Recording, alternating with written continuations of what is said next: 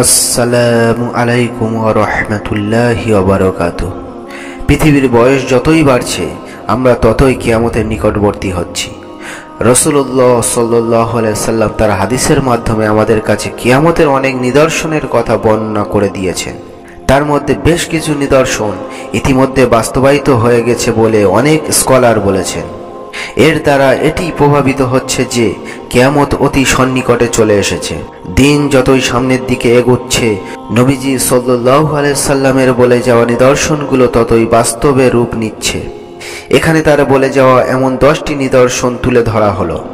Number 1, Abdullah ইবনে আব্বাস রাদিয়াল্লাহু তাআলা আনহু থেকে বর্ণিত, রাসূলুল্লাহ সাল্লাল্লাহু আলাইহি সাল্লাম বলেছেন, আমার পরে দুনিয়াতে সর্বপ্রথম ইরাকে ফিতনার সৃষ্টি হবে।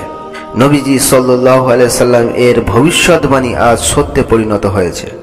নাম্বার 2, নবীজি সাল্লাল্লাহু আলাইহি সাল্লাম বলেন, তাবুকের যে স্থানটিতে কূপ রয়েছে সেটি কিয়ামতের আগে ফুলে ফলে ভরে উঠবে।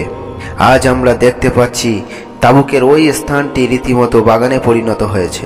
নাম্বার 3, তিনি আরো বলেন, লোকেরা এত পরিমাণ সম্পদশালী হয়ে উঠবে যে কেউ যাকাত গ্রহণ করতে চাইবে না। আজ এর সত্যতা আমাদের কাছে সুস্পষ্ট। নাম্বার 4, অতিবৃষ্টি, অনাবৃষ্টি, তীব্র ঠান্ডা সহ বিভিন্ন প্রাকৃতিক দুর্যোগ ব্যাপক হারে দেখা দেবে। এতে করে মাঠঘাট ফসলহীন হয়ে পড়বে। আজ আমরা দেখতে পাচ্ছি প্রাকৃতিক দুর্যোগের কারণে ফসল উৎপাদনে কি পরিমাণ ক্ষতিগ্রস্ত হচ্ছে। নাম্বার 5, আবু হুরায়রা রাদিয়াল্লাহু তাআলা আনহু থেকে বর্ণিত, রাসূলুল্লাহ সাল্লাল্লাহু আলাইহি সাল্লাম বলেছেন, মানুষের মধ্যে থেকে যখন আমানতদারিতা উঠে যাবে তখন তোমরা কিয়ামতের অপেক্ষায় থেকো। এর অর্থ হলো সময়ের সঙ্গে সঙ্গে পৃথিবী থেকে আমানতদারিতা দূর হয়ে যাবে। আর বর্তমানে ধোঁকাবাজি, প্রতারণা ও চুরিচামারি এত পরিমাণে বেড়ে গেছে যে পৃথিবীতে আমানতদারিতা নেই বললেই চলে। নাম্বার 6, এমন একটা সময় আসবে যখন পৃথিবীর সবচেয়ে ক্ষমতাধর রাষ্ট্রপ্রধানগণ বলতেই পারবে না যে ইরাক আসলে কোথায় আছে। এখানে ভৌগোলিকভাবে ইরাকের নিশ্চিহ্ন হয়ে যাওয়ার কথা বলা হয়নি, বরং এখানে বোঝানো হয়েছে একটা সময় আসবে যখন অমানবিক জুলুম নির্যাতনের শিকার হয়ে ইরাকের অধিবাসীরা পার্শ্ববর্তী বিভিন্ন দেশে শরণার্থী হিসাবে আশ্রয় নেবে, যার প্রমাণ আমাদের কাছে স্পষ্ট। আমরা ইতিমধ্যে দেখেছি ইরাকের অধিবাসীরা ভূমধ্যসাগর পাড়ি দিয়ে অন্যান্য দেশে রিফিউজি হিসাবে বসবাস করছে। ফলে ইরাক কার্যত জনশূন্য হয়ে পড়বে।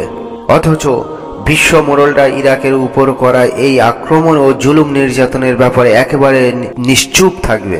কেমন যেন তারা জানেন না বা বেমালুম ভুলে গেছে ইরাক নামে আদৌ কোনো ভূখণ্ড ছিল অথবা আছে। নাম্বার 7, চতুর্দিক থেকে ইসলামের উপর এত পরিমাণ হামলা আসবে যেভাবে নেকড়ের দল শিকারের উপর ঝাঁপিয়ে পড়ে। নাম্বার 8, লোকেরা ব্যাপকভাবে ব্যভিচারে লিপ্ত হবে, তবে তারা স্বীকার করবে এটি একটি গ্রহিত কাজ। নাম্বার 9, লোকেরা কাজকর্ম হালাল হারামে তোয়াক্কা করবে না, সুদের চর্চা সমাজে অধিক পরিমাণে বৃদ্ধি পাবে। নাম্বার 10, লোকেরা ষাঁড়ের লেজের ন্যায় এক ধরনের চাবুক অথবা লাঠি ব্যবহার করবে এবং তার দ্বারা একে অপরকে প্রহার করবে।